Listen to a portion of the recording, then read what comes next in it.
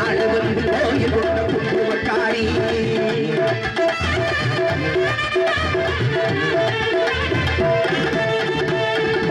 அம்பிகையே ஈஸ்வரியே எம்மை ஆள வந்து கோயில் கொண்ட குங்குமக்காரி காரி ஜெய் வேப்பிலைக்காரி காரி ஜெய் வேப்பிலைக்காரி ஒரு உடுக்கையிலே மலை விளக்கும் முத்துமாரி உடுக்கையிலே மலை விளக்கும் ஏழுமுகக்காரி அம்பிகையே ஈஸ்வரியே எம்மை ஆள வந்து கோயில் கொண்ட ஏழுமுகக்காரி